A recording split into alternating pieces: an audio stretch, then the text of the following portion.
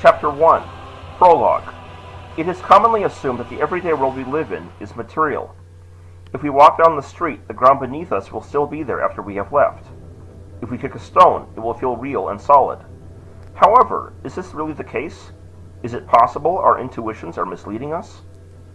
According to an emerging consensus among theoretical physicists, the surprising answer is yes. In the search for a theory of quantum gravity unifying quantum mechanics with Einstein's theory of general relativity, the astonishing discovery has been made that the physical universe is not fundamental. Rather, according to quantum gravity experts, not only matter, but the very fabric of spacetime itself is generated by quantum information existing outside of physical reality. Chapter 2. Virtual Reality Physics. But if the world we see is generated by non-physical information, this raises the hair-raising question: do we live in a virtual reality? The parallels between computer science and theoretical physics has not escaped the notice of many physicists working in the field. The universe is effectively a quantum computer. In fact, not even effectively, actually is a quantum computer. The future, at least of this development, will be that we start actually with information. So information is going to be our starting point. And space-time is not something that we start with. Space-time is not fundamental. The space-time is, if you like, an effective emergent description from something else that underlies it. And that something else could be information in the following way. So underneath the molecules and atoms and particles, there's another layer of reality that's coming to light. It's a layer that's based on information. To investigate this, computer scientist Brian Whitworth compared the weirdnesses in modern physics to both the expected behavior of particles in empty space in an objectively real world, and to the behavior one would expect out of information processing in a virtual reality. After mapping out the parallels, it was astonishingly found that the weirdnesses of modern physics fit the predictions of a virtual reality better than those of a real world. Meaning, our world behaves more like the inside of a computer game than a world made of material atoms in an empty void.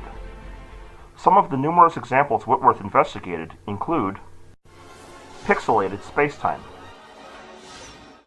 Everything within a virtual reality is broken down into pixels with minimum sizes. If the world were real, however, we would expect there to be no small size. One could simply go smaller and smaller. However, as it turns out, the physical universe is pixelated. Even space and time have small sizes and durations called the Planck length and Planck time, respectively. Space at the Planck length resembles the grid on a football field. The yard lines are the fabric of our universe, and there's simply nothing in between. It could be that time jumps from one discrete point to another, and there are no steps in between. Like little quantum mechanical ants could tunnel from one spot on the grid to another spot on the grid without ever going into the intervening space in between. Why? Because there isn't any intervening space in between. Sizes smaller than 1.6 times 10 to the negative 35 meters and time smaller than 5.4 times 10 to the negative 44 seconds do not exist in our universe. There is one surefire way to tell if you're looking at a computer simulation. Zoom in. Every computer-generated image, no matter how realistic, breaks down into pixels when you get close enough. You might think this doesn't happen in the real world, but you'd be wrong. In the past century, physicists have discovered that matter really is made of tiny little pixels, fundamental, indivisible particles billions of times smaller than an atom. The theory that explains all this, quantum mechanics, applies not just to matter, but to the entire universe. Look at the way the universe behaves. It's quantized. It's made of pixels. It's made of individual atoms. Space is quantized. Time is quantized. Energy is quantized. Everything is made of individual pixels. A maximum speed limit. Our real-world intuitions tell us that velocity can increase without limit, since there should be nothing to stop it. However, with the advent of Einstein's theory of special relativity in 1905, it was discovered that this is not the case. According to relativity, nothing can go faster than the speed of light. Curiously, this exactly parallels the behavior of virtual realities. Virtual realities, such as computer games, are the product of information processing, and information processes at a certain speed. As a result, a computer game will have a maximum velocity determined by its refresh rate, exactly as seen in the real world. Objects only render upon observations. Naively, we expect objects to exist when we are not looking at them. However, on close investigation of the quantum world, we discover that this intuition is actually wrong. So there's also the Manstein-Podolsky-Rosen paper, which puts forward that quantum mechanics implies either the non-existence of objective reality or the non-existence of locality. Can you say something about that? And would you say that's still a valid interpretation? The point is, there's not only Bell theorem, there's another theorem which is called Koch and Specker theorem. It's much less known. And that theorem tells us that the culprit is actually our notion of reality. Because the Koch and Specker theorem talks about properties of one system only.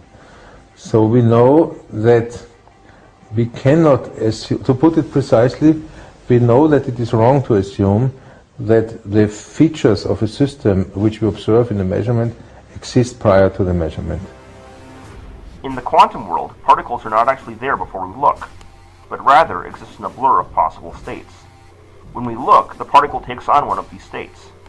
And though quantum weirdness blurs out at larger scales, it never actually goes away. The view that the quantum and classical worlds are somehow separate, called macrorealism, was falsified by tests of the Leggett-Garg inequality in 2011. The only difference between the two is in our minds. No, no different. Only different in your mind. You must unlearn what you have learned. But couldn't one say that this involvement of the observer is really just limited to very small quantum mechanical systems, and once we come to the real world, surely all quantum effects would have just gone? As people say that, and this is a comforting possibility, but there's no reason to believe that. Nothing in the theory tells us that. There's no limit for the validity of quantum mechanics, and we and other groups are actually exploring how far can you go, and I'm sure that we will go to sizes which will be quite surprising. So in my eyes, this is just temporary. In the future we will realize quantum phenomena for sufficiently large objects such that it's obvious that quantum mechanics cannot be limited to small particles, and then the philosophical implications become more relevant because people cannot put them into some corner. However, this parallels exactly how video games behave. In a video game, objects only exist when they are rendered by an observer. Before that, they are just data on a hard drive. These basic rules of quantum mechanics apply to all tiny subatomic particles. When we look at them, they are just dots. When we look away, they lose their physical form. A different way of looking at that is to say, well, how parallel is this behavior with what I see in my PlayStation 3 when I'm playing a video game? In a PlayStation 3, an example of that is SimCity. It's an enormous city. I can navigate my way through every bit of it because the PlayStation, the video game, gives me the frame that I need when I'm looking there. If I look somewhere else, it'll create that frame. Well, oddly enough, the universe behaves that way in reality. The universe gives you what you're looking at when you're looking at it. When you're not looking at it, it's not necessarily there. Our world is pixelated and only assumes definite form when observed, the very same way our computer simulations behave. A cosmic beginning. This one is something of a giveaway.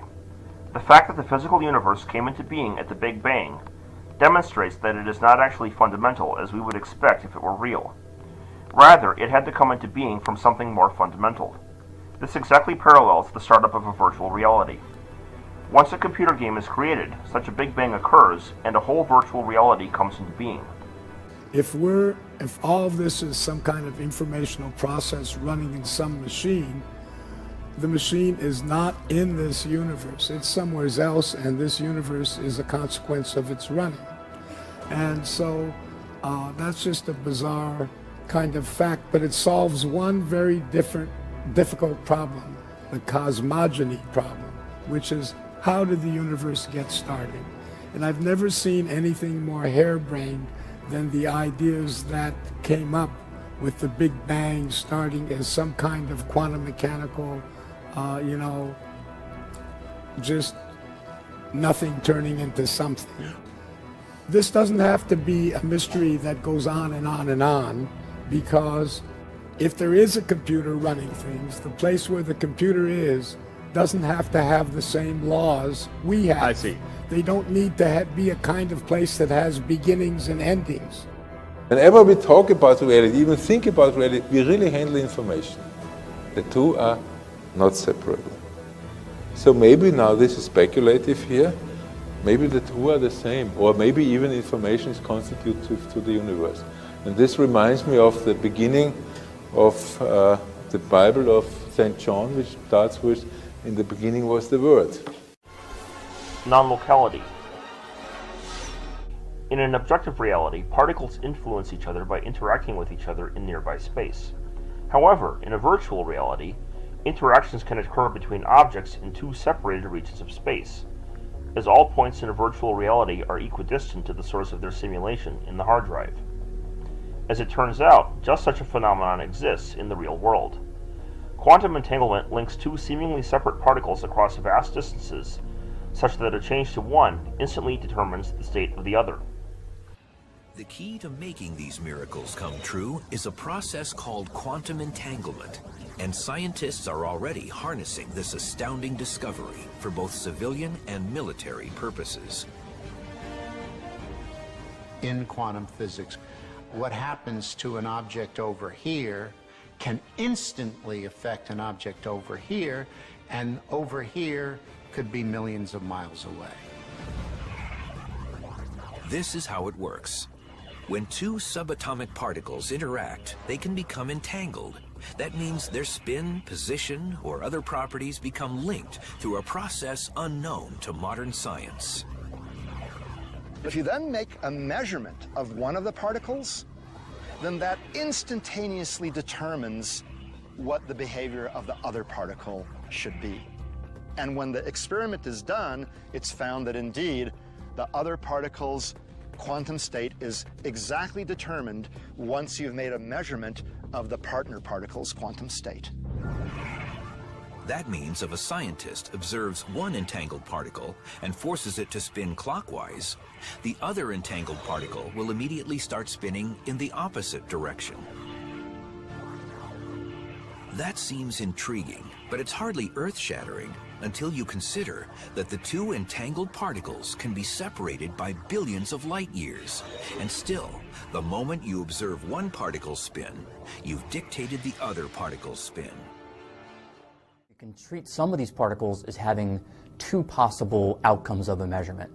And you can think of that as heads or tails of a coin. So you create two of them, you give one to your friend goes off somewhere and you keep the other, and you both flip the coin. And if you come up with heads, they come up with heads. You come up with tails, they come up with tails.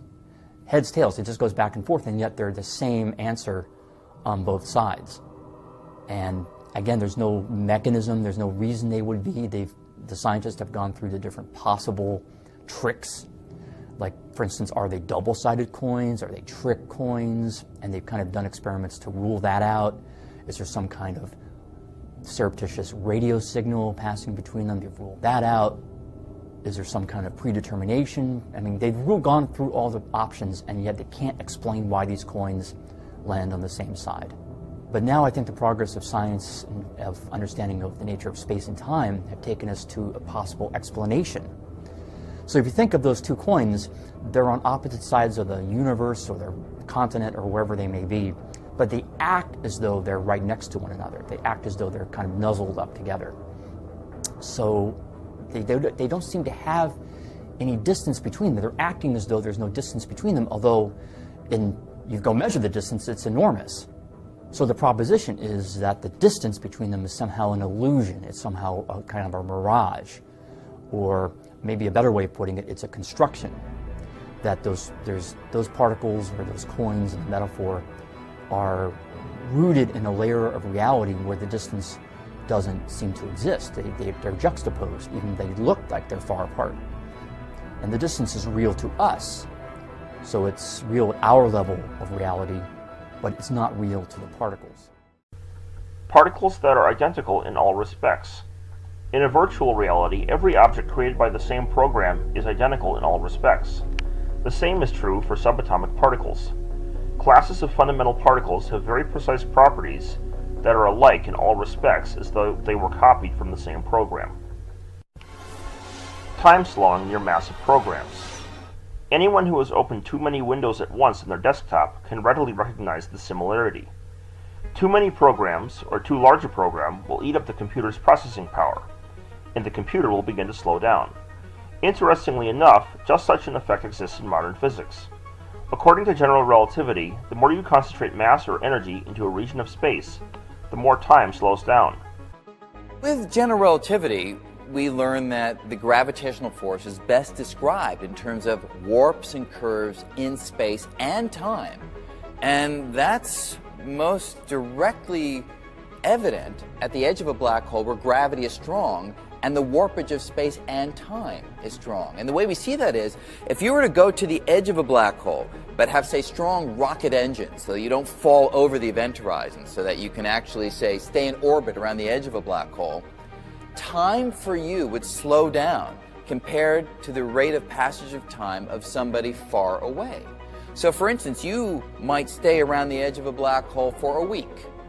But when you come back, say, to Earth, you might find that 10 years have gone by. This is not merely a coincidence either. In 1995, Ted Jacobson of the University of Maryland demonstrated that the warpage of spacetime in general relativity can be explained in terms of the density of information in a given region of space. According to his theorem, the more information is packed into a region of space, the more time will slow down in that region. Empty space which isn't actually empty. In a materialistic universe, empty space is, well, empty.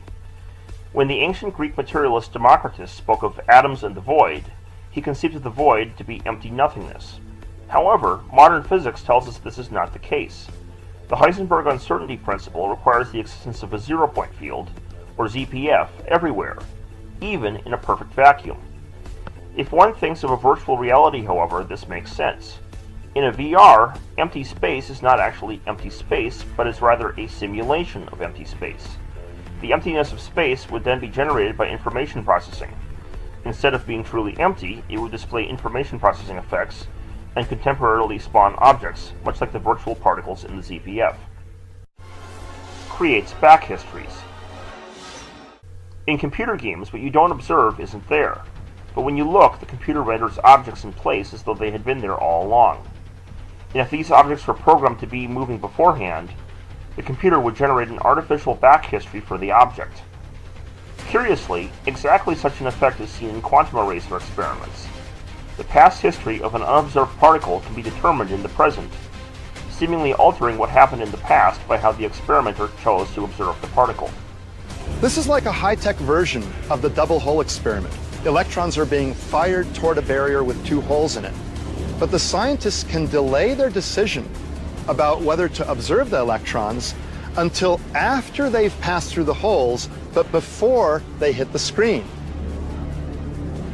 It's as though I'm on a baseball field, and there's a baseball being pitched toward the barrier with the holes in it.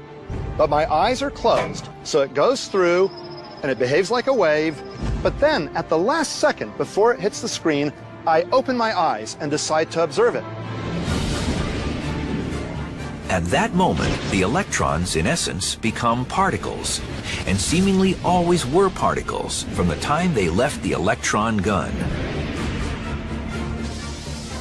So it's as though they went back in time to before they went through the holes and decided to go through one or the other, not through both as they would have had they been behaving like waves. That's really crazy. That's the enigma. That our choice of what experiment to do determines the prior state of the electron. Somehow or other, we've had an influence on it which appears to travel backwards in time. Processing limitations per area. Due to load processing limitations, virtual environments can only process so much in a given area. Meaning, if one thing is being simulated to an arbitrary level of precision, something else cannot be. Coincidentally, this is exactly what is seen in the Heisenberg uncertainty principle, which shows that pairs of properties such as location and momentum cannot coexist with arbitrary precision. If the location is fully rendered, the momentum cannot be, and vice versa. Tunneling effects. Alongside the uncertainty principle, load processing limitations lead to another curious effect seen in quantum mechanics referred to as quantum tunneling. In the quantum realm, objects will sometimes pass through barriers and appear on the other side. The higher energy or mass they have, the more likely they are prone to do this. Interestingly, this exact same phenomenon is seen in computer games such as Minecraft or Second Life. The reason? The computer is unable to process the barrier and the object tunneling through it at the same time. The larger the program of the object, the more likely it is to pass through the barrier.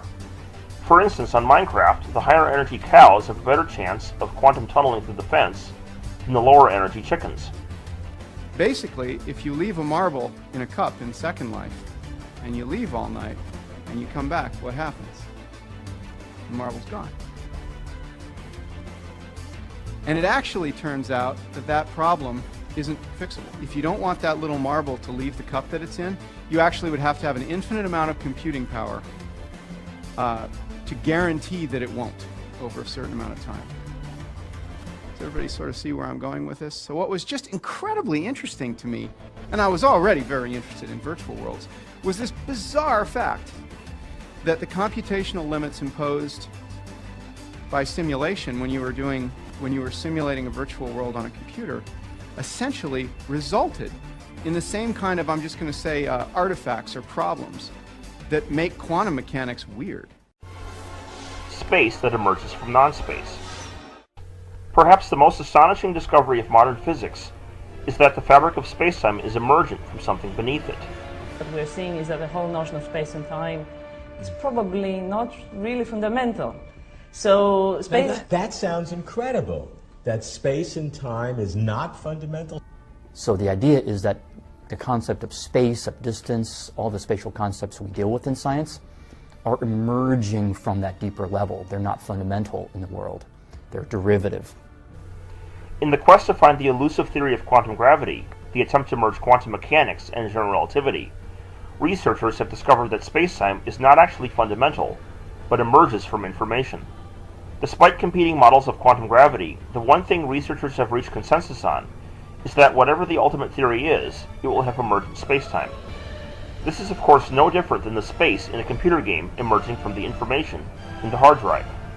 The future, at least of this development, will be that we start actually with information. So information is going to be our starting point.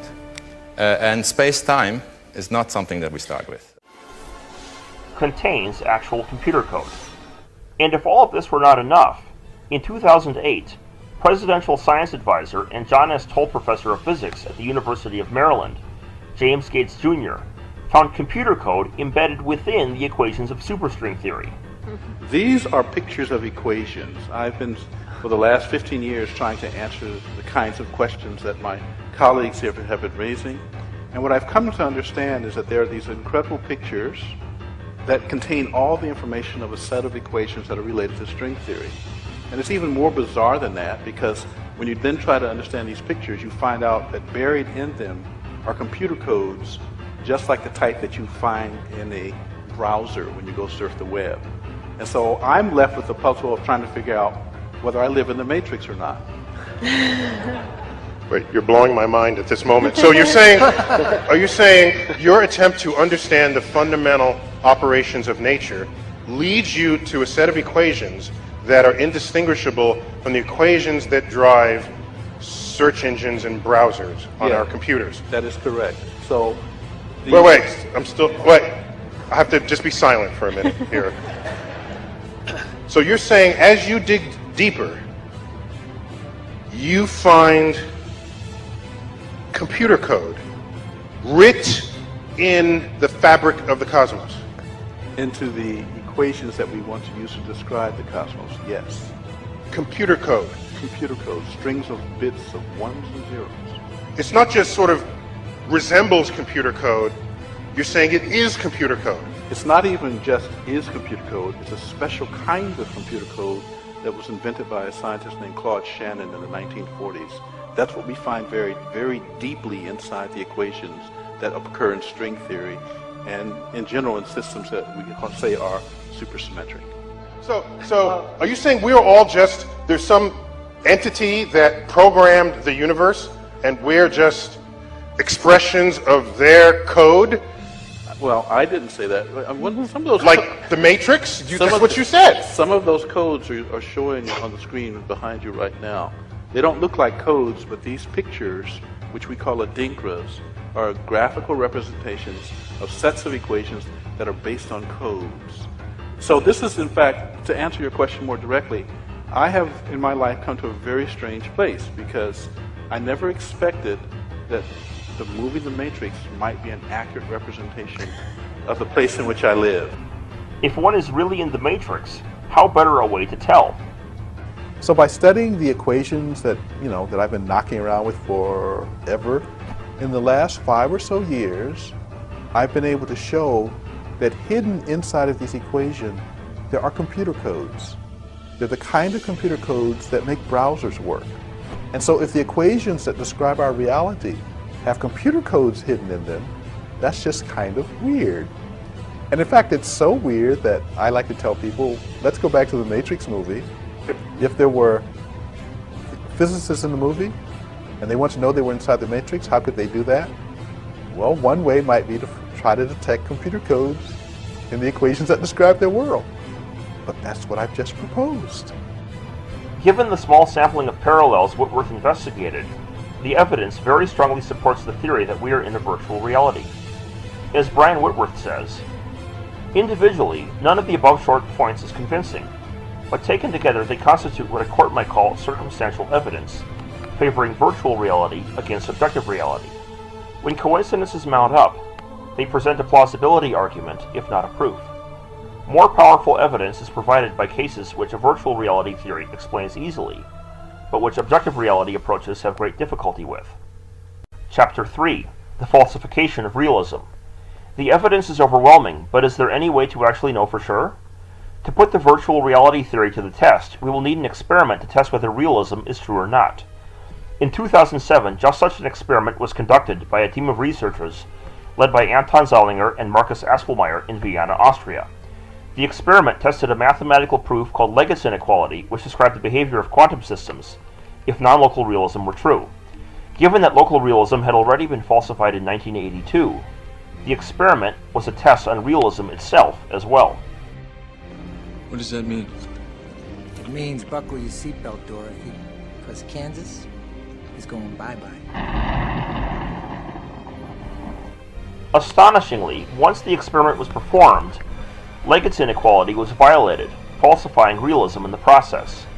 So recent experiments led by the group at the University of Vienna, Austria, provide the most compelling evidence yet that there is no objective reality beyond what we observe.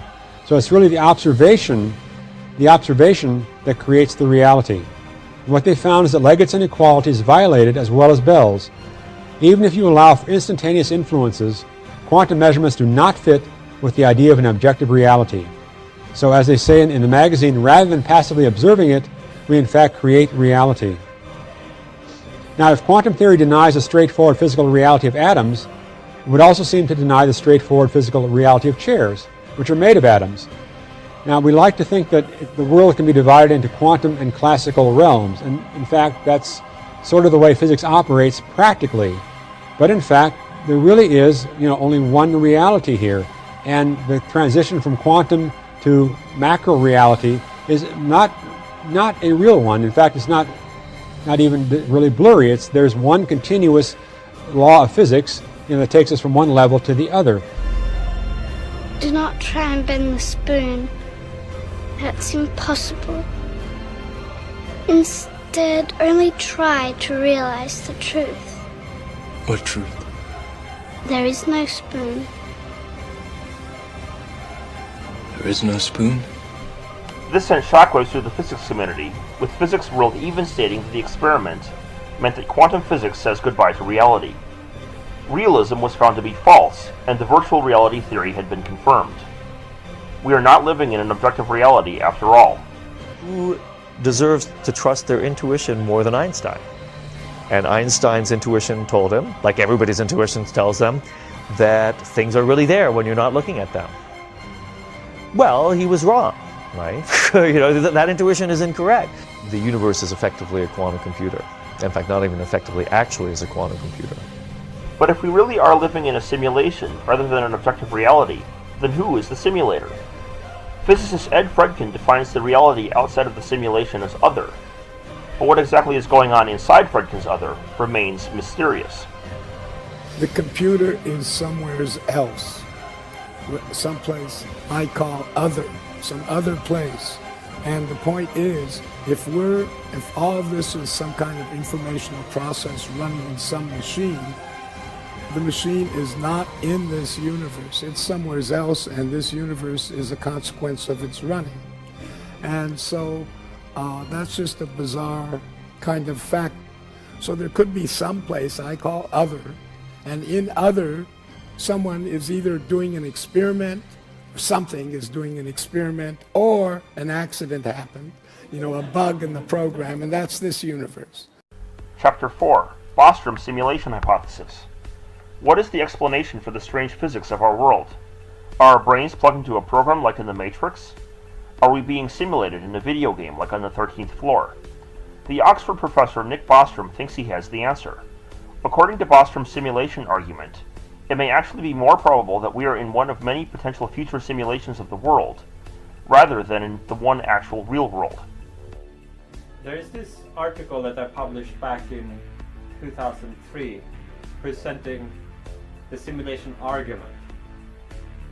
This is an argument that tries to show that at least one of three propositions is true, although it doesn't tell us which of these three.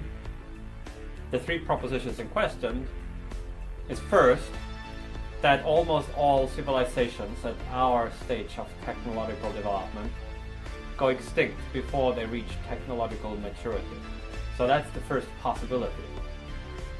A second possibility is that there is a very strong convergence among all technologically mature civilizations, in that they all lose interest in creating ancestry simulations, as I call them. These would be very detailed computer simulations of people like their historical forebears, detailed enough that the simulated people in these simulations would be conscious.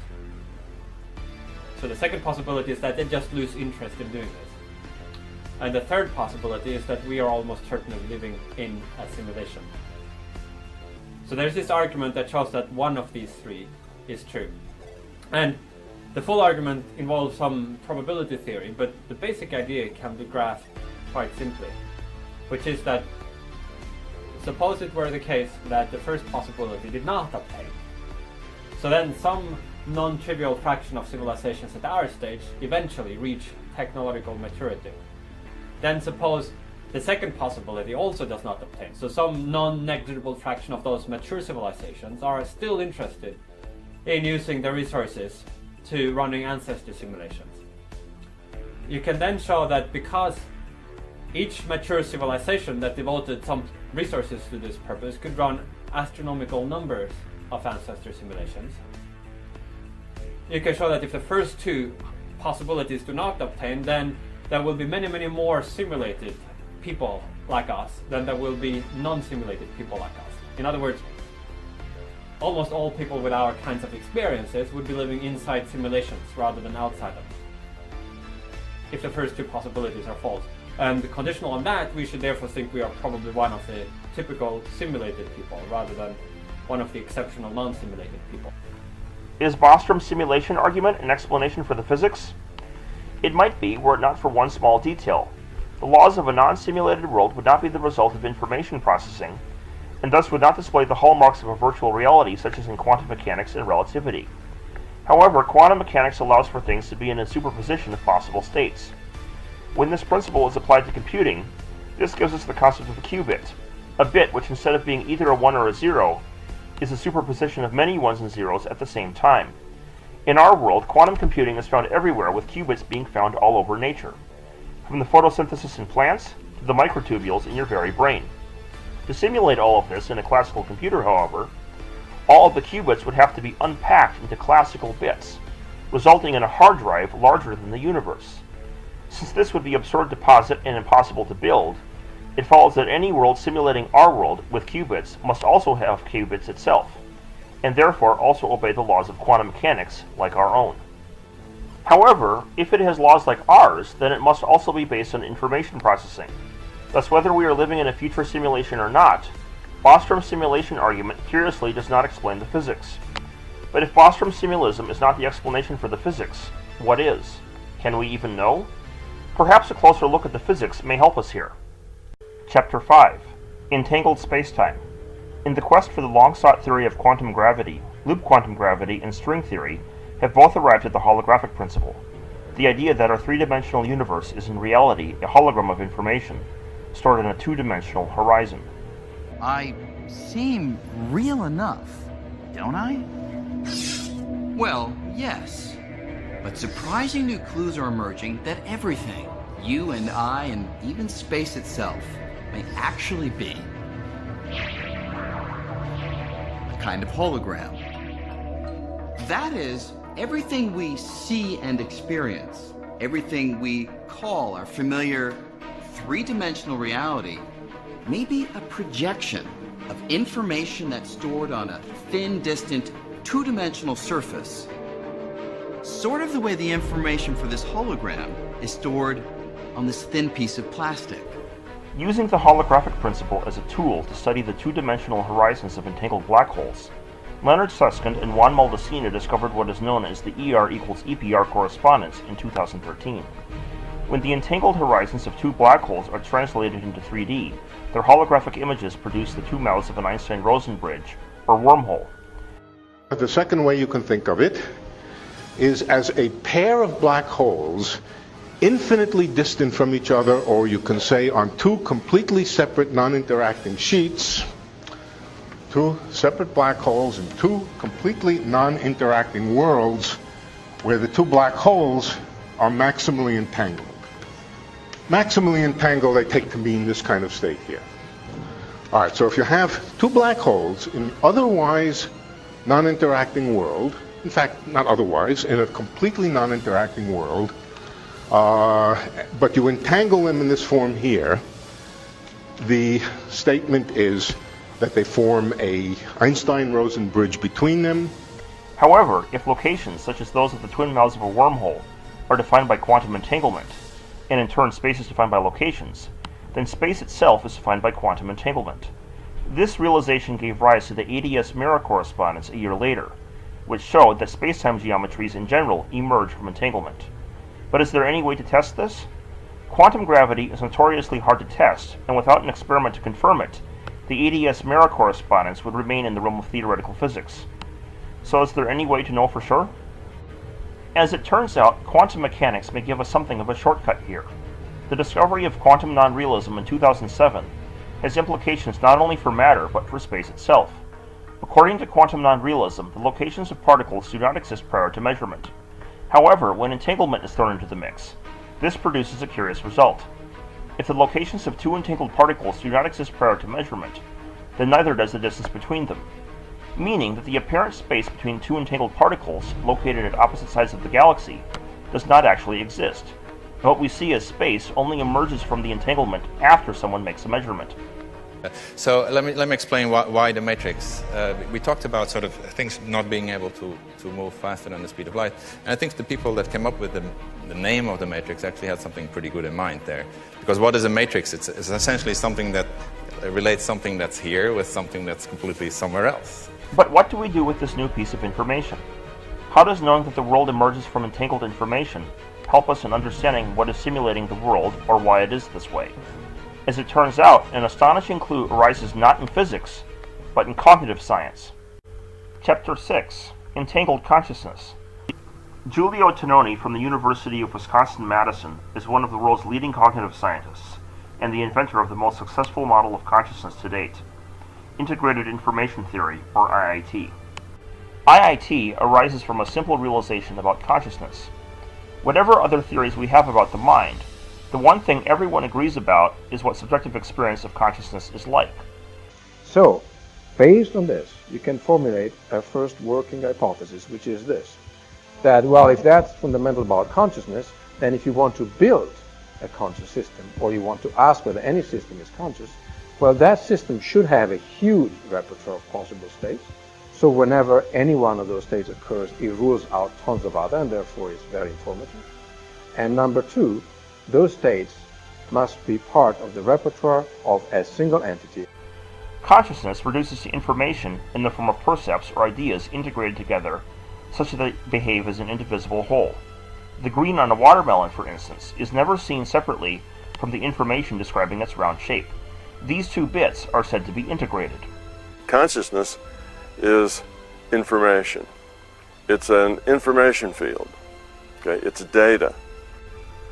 And as it turns out, according to IIT, entangled information is necessarily integrated. As Giulio Tononi states in Consciousness as Integrated Information, a provisional manifesto, quantum entanglement and integrated information, to the extent that one cannot perturb two elements independently, they are informationally one. If true, this would mean that the entangled information that space-time emerges from in the ADS mirror correspondence is in fact consciousness. But is there any way to experimentally verify that entangled quantum information is consciousness? The answer is yes. Though Tononi's model applies to information in general and not just entangled information, it turns out that entangled information in the brain correlates directly to consciousness anyway. Quantum mind theories were once thought to be problematic due to the warm, wet environment of the brain that would supposedly prevent quantum states. However, with the advent of quantum biology, quantum effects have been found in warm, wet biological systems, including the brain. In 2011, Anirban Bandyopadhyay found topological qubits in microtubules. But perhaps more interestingly, the direct neural correlate of consciousness, gamma synchrony, was discovered to work by quantum entanglement. During anesthesia, the entanglement is disrupted and the consciousness is shut off. Restore the entanglement, however, and the patient becomes conscious again. Patients under general anesthesia are unconscious, but if you do evoked potentials or measure EEG, their brains are quite active. We use evoked potentials all the time in spine surgery, and the brain is neurocomputing away in the absence of consciousness. What does disappear only is the gamma synchrony. So here we have gamma synchrony, and basically what's happening is that proteins in the front of the brain are oscillating coherently, and proteins in the back of the brain are oscillating coherently. And Walter Freeman and Giuseppe Vitiello, and in a separate paper, E. Roy John, concluded that normal neural processes shown here cannot account for this synchrony, and that some quantum effect must be at play in the brain to account for gamma synchrony. Given that all of the other brain processes are still active during anesthesia, this evidence pinpoints consciousness to existing in gamma synchrony. Thus, conscious states are really states of entangled quantum information in the brain. However, if conscious states are entangled information states, and space-time emerges from entangled information, then we arrive at an astonishing conclusion. The very fabric of space and time is composed of more fundamental spaceless and timeless entities. I have a proposal. Those spaceless and timeless entities that they're looking for are in fact conscious agents, and the stable dynamics of those conscious agents actually leads to the bits of Minkowski space we need to piece together to get the unified theory we're looking for. Consciousness is the only thing that is fundamental. Everything else is derived from consciousness, including this physical reality. Us, our bodies, our brains, whatever. We are all derived from consciousness. So consciousness is the fundamental reality. All else stems from that. The mysterious source of the universe's simulation is uncovered. Physical space-time is an information construct being generated by consciousness.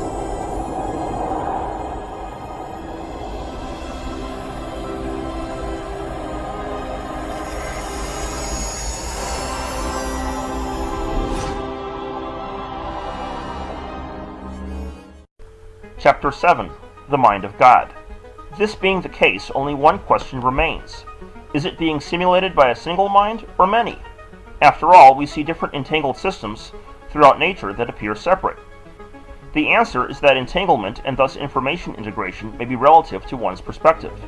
To demonstrate, it may be useful to examine the famous Wigner's friend thought experiment, a variation on the famed Schrodinger's cat thought experiment. But first, it would be helpful to look at Schrodinger's cat. Let's say we put a cat and a vial of poison in a box. we add an atom of radioactive uranium and a Geiger counter. If the uranium decays, it sets off the Geiger counter, which then releases the poison and silently kills the cat. Before we open the box and look, we can't actually know whether the uranium has decayed or not, since radioactive decay is a probabilistic quantum event. Here's the question. Is the cat dead or alive? Well, according to quantum mechanics, the cat is neither dead nor alive, but the sum of the two states. Well, at that point, you say, well, that's nonsense. That's preposterous. How can you be both dead and alive simultaneously? Schrodinger's cat was supposed to show that nothing in this universe is certain until someone makes a measurement. Before we open the box, the cat, the poison, and the radioactive isotope are all in superposition together and belong to the same quantum state. As such, they are entangled. When we open the box to observe the cat, we break the entanglement. But who is to say we are not in a quantum state along with the cat and the poison? What if we aren't even the ones doing the experiment? What if someone else observes the cat? But another pioneer of quantum mechanics, Eugene Wigner, believed it could teach us something else about the working of the universe. That consciousness controls everything. Wigner said, let's take it one step farther. If I, a human being, looks at the cat, I am conscious. Therefore, consciousness determines existence. At that point, Einstein went ballistic and said, what? You're saying that the fact that you are a conscious being determines the fact that the cat is alive? Answer is yes. And Wigner made one more step. And that is, how do I know I'm alive? You see, the cat and me, we're part of the same universe. If I don't know the cat is alive or dead, I could also be dead at the same time and not even know it. So who determines that I'm alive? Well, Wigner's friend looks at me, I look at the cat, and we exist. From the reference point of someone outside the room where the experiment is being done, we are entangled along with the cat. But from our reference point, we are not. Thus, whether or not something is entangled becomes relative to one's frame of reference. But then who looks at Wigner's friend? And there's an infinite chain of people looking at people, until finally you hit cosmic consciousness. Some consciousness that's ethereal, that envelops the universe, which looks at us and says, aha, the cat is alive. So is there some reference frame in which the entire universe is entangled in a single conscious state? As it turns out, there is a way we can know for certain. If there is a reference frame in which the entire universe is entangled, then from that frame everything must share the same quantum state and be defined by the same wave function, the mathematical description physicists use to describe the quantum state. But is there a wave function for the entire universe? In 1967, a pair of physicists, John Archibald Wheeler and Bryce DeWitt, developed the Wheeler-DeWitt equation, which defined the wave function of the universe. In the process, they discovered that a universal wave function must have two curious properties. Firstly, it must have an energy value of exactly 0, and secondly, it must be time-independent or timeless. Given that these properties are unique to the Wheeler-DeWitt equation, they provide a way to test for the wave function of the universe. If time was found to emerge from entanglement, the time we experience would not be fundamental, but would have to emerge from a timeless quantum state, entangled by a single universal wave function.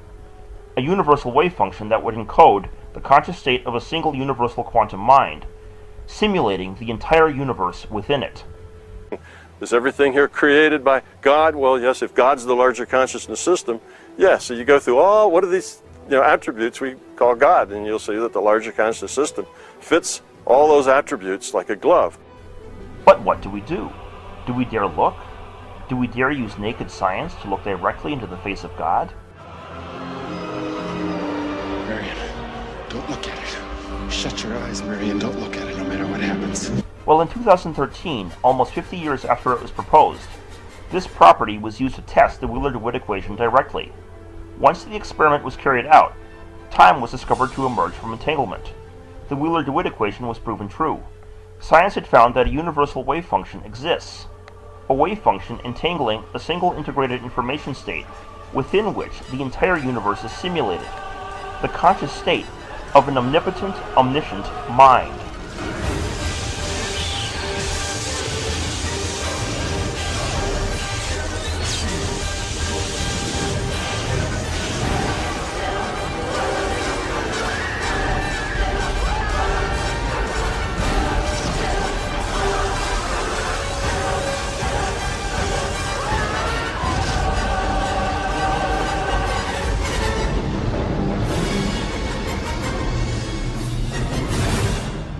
Chapter 8, Epilogue.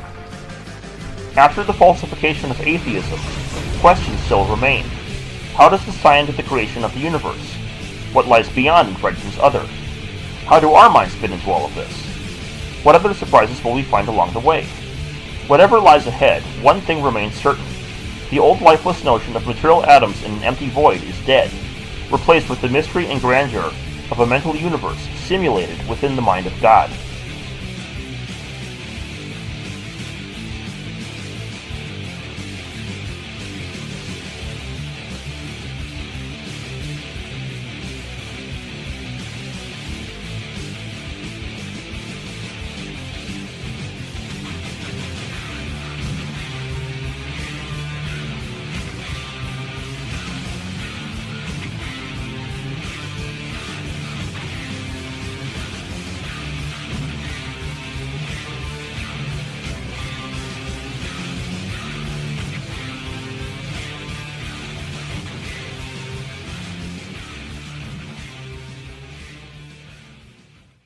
If you like this video, subscribe and support me on Patreon. And don't forget to check out my novel, Alaris, The Lances of Light, on Amazon Kindle in the description below. You can find us on Facebook as well at Idealism and Science versus Atheism.